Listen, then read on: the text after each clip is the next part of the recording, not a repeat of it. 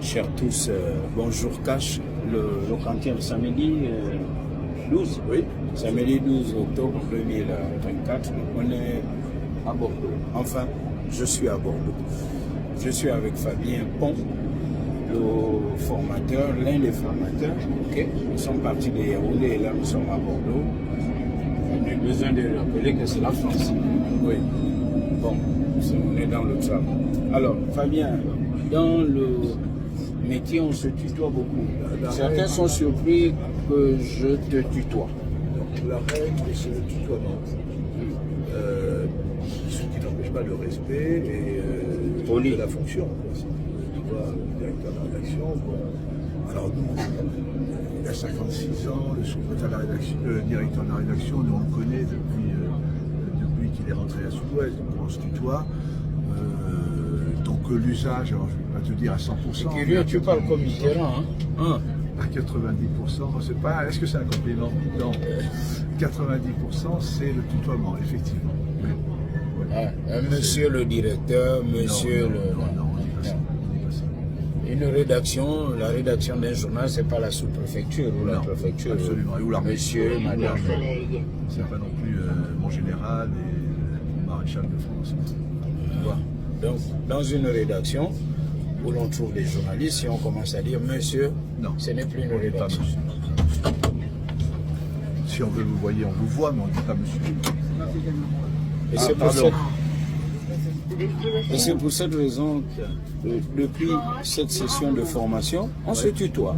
Nicole, Fabien, malgré leur âge, on se tutoie, c'est le tu qui passe. Comment ça, malgré leur âge?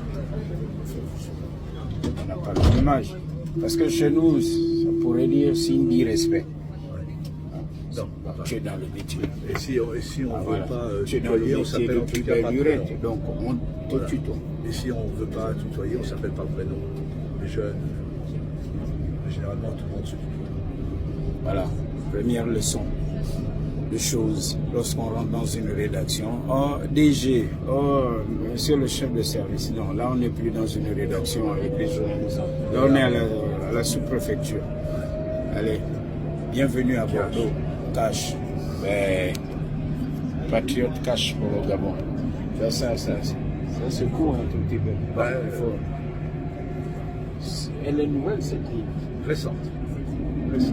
C'est la dernière ligne qui a été prolongée jusqu'à l'aéroport. Pour éviter les bouchons, pour éviter les. C'est plus facile. Chef à la parole, un bon haut médoc, appellation contrôlée, c'est possible? Pas appellation contrôlée, un haut médoc, ça veut dire que tu prends des premiers grands crus, mais je ne pense pas, c'est trop cher. Pour moi, même si je t'aime beaucoup, les premiers grands crus, j'en ai pas. Parce que la bouteille c'est 250 à 300 €, tu vois, minimum. Pour 800. Donc on ne dit pas haut médoc appellation. Alors si tu as haut médoc qui est une appellation, tu as médoc qui est une appellation, tu as Saint-Julien, tu as Saint-Estèphe, tu as Pauillac. Ce sont des appellations qui sont, et Margaux bien sûr, Margaux qui sont des appellations qui sont à l'ouest de Bordeaux.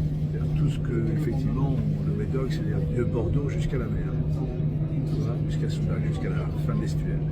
Et après, au sud de Bordeaux, tu as les appellations sauternes, qui sont des vins plutôt liquoreux.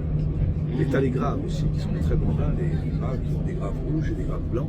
Et là aussi, on va trouver des premiers coups classés avec Aubryon, la première coup classée. Et après, tu as tout le côté est de Bordeaux et sud de Bordeaux, qui sont des vins moins cotés, mais ça veut dire qu'on trouve quand même d'excellents vins, très bon rapport qualité-prix, et qui on appelle les côtes de Bordeaux. Alors, il faut dire que Bordeaux est la seule ville en France qui a donné cet antonomase. On dit je veux boire du Bordeaux. Oui, c'est vrai. Attends, et après, tu as une autre ville, mais c'est pas du vin. Dijon. C'est Cognac. Cognac, ah oui, tu ne bois pas du Dijon. Ah oui, non, Dijon, ouais, c'est la moutarde, oui. Cognac, oui. Donc il y a Bordeaux et Cognac. Voilà, Cognac. Belle antonomase, ouais. Voilà. Ce sont les seules villes en France. Alors, je cherche, il doit en avoir d'autres, parce qu'après, tu as... Chez nous, on dit du moussoungou, du vin de palme. Tu en as goûté à Yaoundé? Oui, qui était très bon, pas assez. Bah, tu viendras au Gabon, à Libreville, et peut-être chez moi à Oui. Chibanga, on te fera goûter du bon vin de Paris. Après, tu as d'autres petites appellations qui ont donné leur vin à un terroir, mais c'est beaucoup plus petit, mais c'est des vins, on va trouver ça dans le sud, comme le Rivesaltes. Ça, je connais pas. Après, à l'étranger, tu as le Porto, qui a donné la ville de Porto, qui a Oui. donné son nom au vin de Porto. Antonomase. Autonome. Et après, je cherche, tu dois en avoir des petites peut-être, mais peut-être le Chablis. Non, le Chablis, c'est au Cerf, je ne sais pas s'il n'y a pas une ville. On va chercher. Oui, voilà. Moi, je vais être Mais un par contre, équilibre. Bordeaux, par sa puissance, et voilà, qui a tout inventé, si tu veux, dans le vin, dans la commercialisation du vin, etc. Même si aujourd'hui, les vins de Bordeaux souffrent. Ils sont chers. Ils sont chers, les grands crus sont chers et on a beaucoup goûté, donc on arrache. Allez, à tout à l'heure, cash. Voilà. On continuera cet épisode sur le vin tout au long de la semaine. Cash.